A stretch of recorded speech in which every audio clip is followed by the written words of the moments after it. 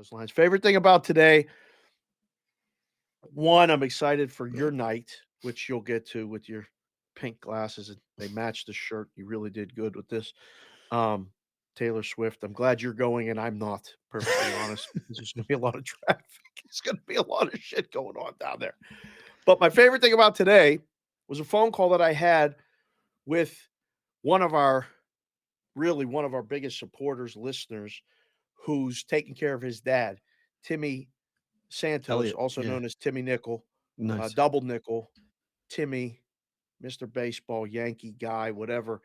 Him and his dad, Big Irv Gotti, watch us every day. And Irv fucking loves the show. And he's up in the Bay Area. Irv's fighting every day right now to just wake up. And Irv is remembering a lot of things and having a lot of talks. And Timmy basically stopped his life to take care of him. He's not working.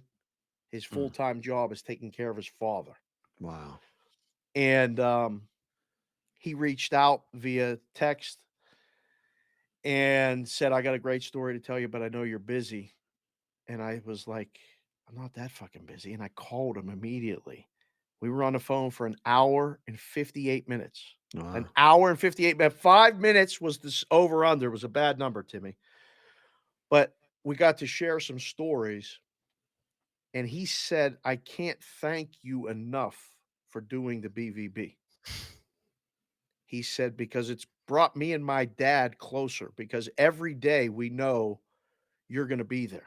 Mm, And every day you talk about sports and you talk about life, and the two mesh together more than people will ever know.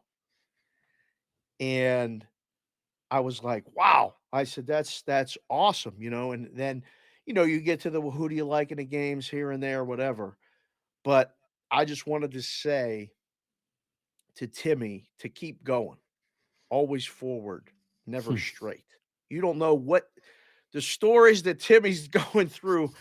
I went through taking care of my dad and got a curveball last week with my mom who she doesn't watch the show, but she had emergency gallbladder surgery and she's better this mhm. week, but you really never know. Like I say, nobody knows shit as far as the book and things like that, but you really never know what someone's going through, what someone's doing, what word or two they hear me and you say Right. or see and go, man, those dudes are good dudes. Like, I enjoy being part of this brigade. I enjoy being part of this, whatever. So, shout out to Timmy for doing what you're doing. Shout out to Big Irv Gotti for grinding every day. Keep waking up. You ain't driving no more cars, though, Irv. They take away the license for a reason. You got Timmy to drive. You can take you to the hair appointments and all that other stuff.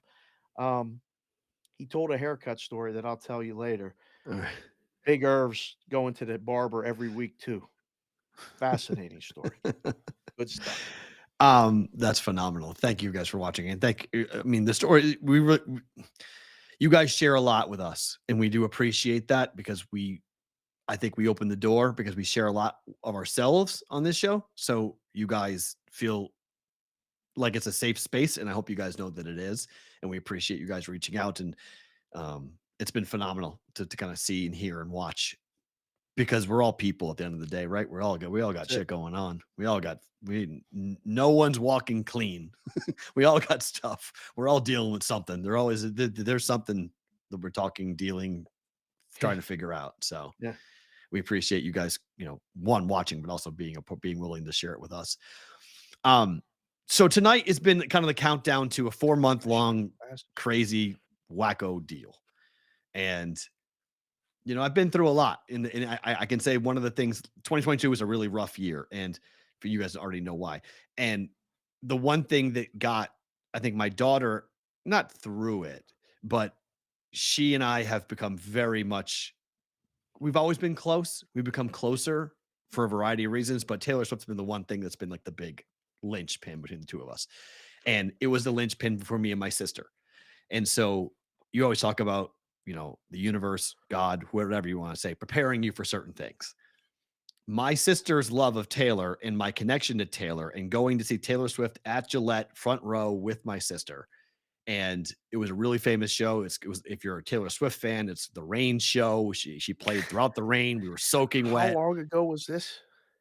Um, I'll post the pictures later today from my sister and I. We're gonna recreate this shot. I think it was 13 years ago, which my daughter pointed out, Daddy, did you know that 13 years ago you took Auntie Maggie to go see Taylor Swift? Taylor Swift's favorite number is 13. And it's like her number one thing. And I was like, wow. I was like, that's kind of crazy. She goes, you're taking me 13 years later. I was like, that's nuts. Like, that's the universe Kids preparing me. know. And I mean, my sister prepared me to be a dad. Like, it wasn't anywhere near being full time. It wasn't anywhere near, but watching my sister over the years grow up and having that connection and finding ways to be on their level and to show them things and not talk at them, but talk with them. And people always say, like, wow, your daughter like speaks like an adult. It's because like I've always talked to her like an adult. Like I've never talked to her any differently. Like she's just a person. She's growing up. She's 8. Her mind's not anywhere near developed, but I don't treat her like a kid. I don't tell her like her opinions or what she wants to do. Like I make her feel very much empowered. And so like this whole thing with Taylor tonight, if it's great, if it's great. If it sucks, it sucks. I don't care. We got here because Right. it was 4 months of like counting down, counting down, counting down, getting it, and then not getting tickets, and then getting tickets, and then surprising her and showing her on Christmas morning that she was going to see Taylor. And now we're here, 4 months later. So it's going to be fun. I am a Taylor Swift fan. I'm not opposed to say I love Evermore and Folklore through the pandemic got me there. So like I'm going for my kid, but there's a big part of me going for me. Like I'm Right. not gonna lie, I'm gonna have Yeah. fun tonight. Like this is gonna be a really enjoyable thing for both my kid and I to go ahead and do it. Kevin was asking what my favorite Taylor Swift song is. I like 1989 a lot. And there was a Mm. song at the end of that album called New Romantics, which I really liked a lot. So that would probably be my first. My daughter says that's your favorite song because I always put it on.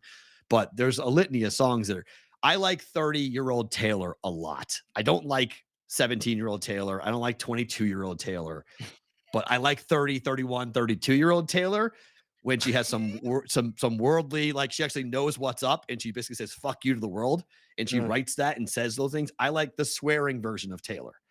And my Yeah. daughter can only swear during songs. And tonight she's going to scream fuck loud and look at me and laugh because she's allowed to say it because I can't tell her no because she's at a concert. We're So never like for getting all the off late night. yeah, so we're bonus time, we're good. So like, Right, but bonus time, that's they're all. I mean, it's funny because we're gonna hear ugh. 75,000 people scream "fuck the patriarchy," and they're all gonna be in full throat screaming it, Right. and it's gonna be wild to kind of experience it because I haven't been to a stadium show since my 40th birthday when I saw U2 at Gillette Stadium. So Oh, it's been a long time since it's been a I've long seen time for me a too, stadium. actually, So now that you said that. because COVID and everything else, right? And stadium shows aren't that common. It's always really the biggest of concerts and whatnot. But Right. we have this stadium where we have Metallica and Guns N' Roses and Taylor Swift and whatnot. And like, this is why we built Allegiant for these types of events tonight, and Right. why I was so in support of it. And $750 million taxpayer dollars and blah blah blah. Okay, I can get into all of that if you want, but you don't get this concert unless you have a stadium like this, and we have a stadium here. And just for you locals, we have Taylor Swift tonight. We have a boxing fight tomorrow with Caleb Plant. We have the Are final we game going to that? between Gonzaga. I'm not going to that. I'm recovering. Do you want to go to it? You can go to it. I can figure out. You want to go to it? I can probably pull strings to go to it. I don't know. Wait, yeah, Th- I mean, that's at MGM. That's at Garden Arena. Gonzaga, UConn at mm. Bold Arena, and night 2 of Taylor Swift, all in a 1-mile radius.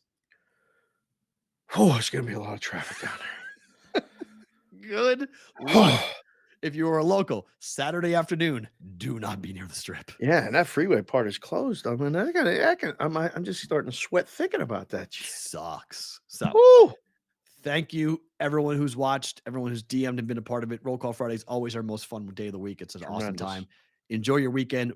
We'll be back, Farrah, Dave, Matt, Monday. Full recap of all the craziness this weekend coming up for BVB. Booty, booty, booty, booty, rocking everywhere.